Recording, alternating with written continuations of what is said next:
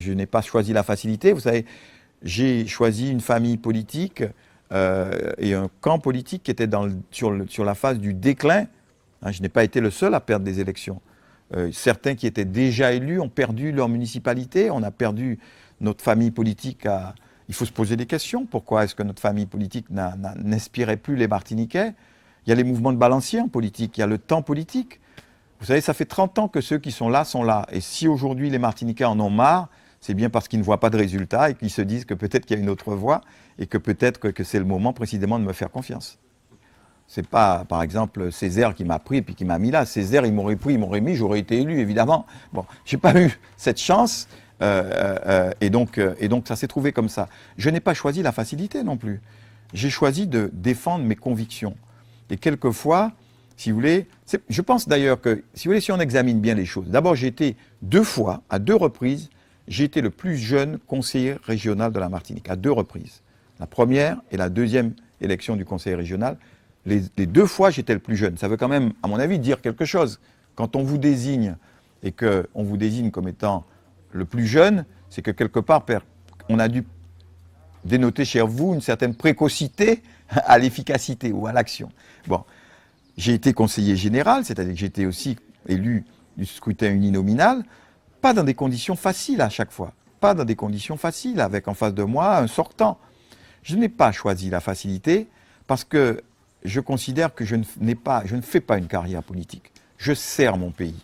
Et servir son pays, ça veut dire servir les convictions que l'on a, qu'il faut défendre tel ou tel point de vue dans l'intérêt de son pays. Quelquefois, on n'est pas tout de suite compris. Mais si aujourd'hui, je suis choisi par mes pairs pour conduire une liste à cette élection de la collectivité territoriale de la Martinique, avec des maires, donc des gens qui auraient pu dire, on aurait pu dire même, puisqu'il a été maire ou puisqu'il est maire, il a plus qualité. Si je suis choisi par ceux-là, c'est bien parce qu'ils me reconnaissent, d'une certaine manière, cette rectitude, cette, je veux dire, continuité dans mon engagement, qui me donne une certaine autorité. Si aujourd'hui, même ceux qui ne m'aiment pas, ils ont malgré tout pour moi une forme de, je dirais, de respect, entre guillemets, puisque j'ai du respect pour eux. Donc, s'ils considèrent que même ne partageant pas mes opinions, j'ai une certaine autorité. Si je peux me permettre d'être entendu quand je parle, c'est parce que je porte un message. Alors, Émile Maurice, c'était un homme qui était capable d'avoir de la force de conviction, de caractère et de prendre des décisions dans un corps rond. C'est-à-dire que Émile Maurice, on avait l'impression que c'était un mou. Et en fait, parce que je l'ai fréquenté, parce que je l'ai vu, c'était quelqu'un qui était, parce qu'il écoutait, parce qu'il acceptait le dialogue, parce qu'il n'était pas cassant, parce qu'il n'insultait pas les gens. Et d'ailleurs, je regrette qu'aujourd'hui, il y ait autant d'insultes dans la vie politique.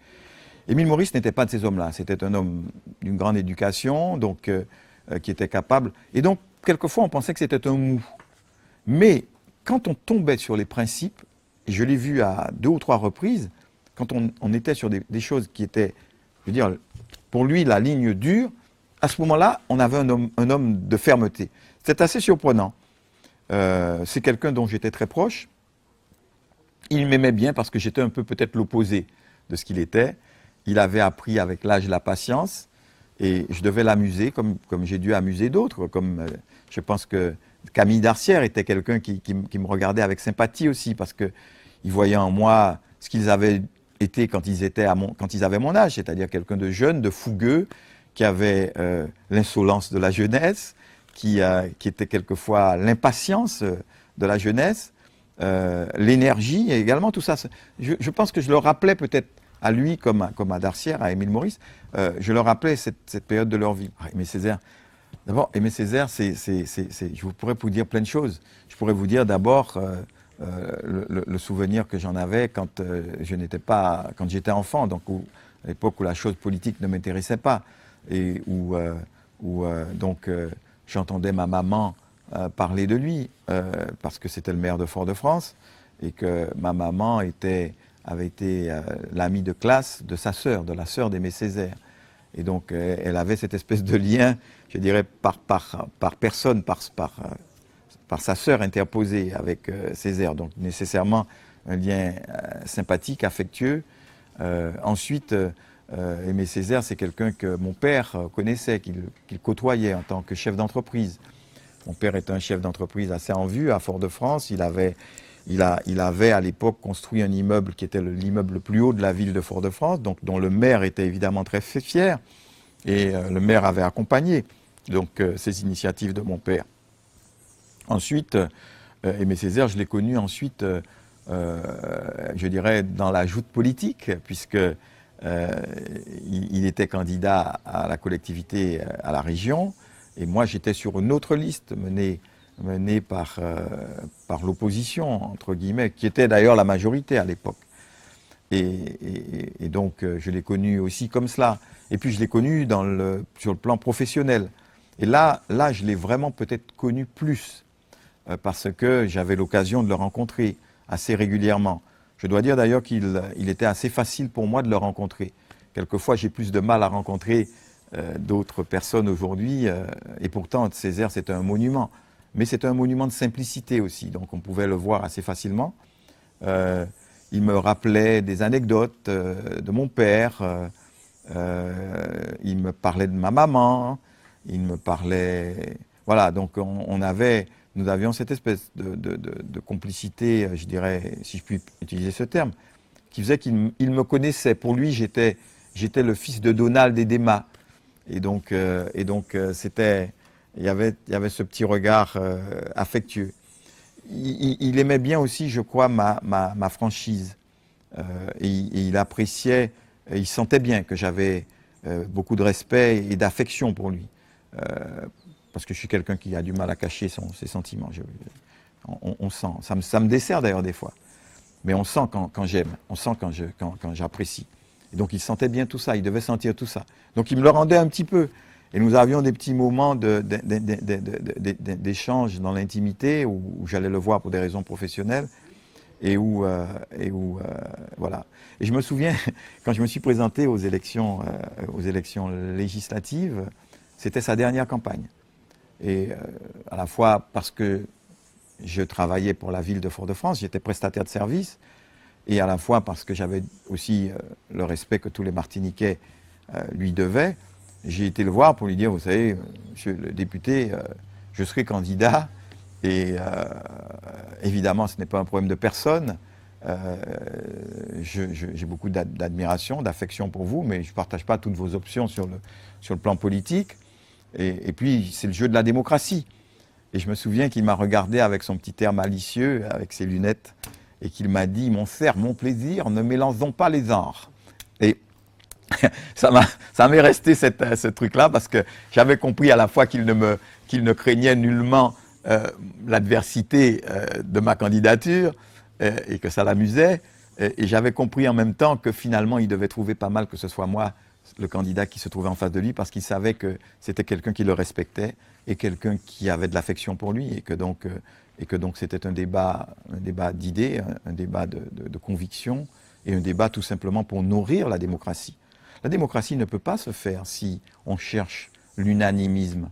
La démocratie ne peut pas se faire si on verrouille le débat. La démocratie ne peut pas se faire si on interdit aux autres de parler. La démocratie ne peut pas se faire, ne peut pas vivre si on fait peur aux gens qui souhaitent s'exprimer et qu'on exerce des pressions sur eux. La démocratie non plus ne peut pas s'accommoder de contreparties matérielles, dire bon, ben, si vous me soutenez, je vais vous donner un emploi, ou si vous me soutenez, je vais soutenir votre association. Si vous dites que vous votez pour moi, eh bien je vais vous verser des subventions. C'est pour ça que moi je prône la transparence dans la vie démocratique. Je veux que tout soit transparent. J'aime quand on me dit qu'on n'est pas d'accord avec moi et qu'on peut débattre et qu'on essaie de me convaincre. J'aime parce que ça m'amène moi-même à réfléchir. Et des fois je modifie mon point de vue. Je ne suis pas bloqué. Ce que je veux dire, c'est qu'il faut aussi avoir pour la Martinique une vision. C'est-à-dire qu'il ne faut pas limiter son ambition et sa finalité et son engagement à se dire la finalité c'est que nous soyons nous-mêmes par nous-mêmes, avec nous-mêmes, et tant pis pour les autres. Non, il faut c'est peut-être un peu trivial, mais il faut répondre aux attentes des gens. Les gens, ils ont besoin de se loger, ils ont besoin de travailler, ils ont besoin d'avoir une espérance pour leurs enfants, ils ont besoin de vivre mieux ensemble, ils ont besoin que leurs enfants aient un ascenseur social qui est l'éducation et que c'est la même chance, ou à peu près, parce qu'on n'a jamais tout à fait les mêmes chances dans la vie, mais qu'en tout cas qu'il y ait des chances qui permettent de rattraper les handicaps de la vie. C'est ça. Et bien moi, je veux répondre à tout ça. C'est peut-être que ça ne fait pas beaucoup de grandes phrases, peut-être que ce n'est pas grandiloquent, peut-être que ce n'est pas une espèce d'ode à l'identité, etc., etc.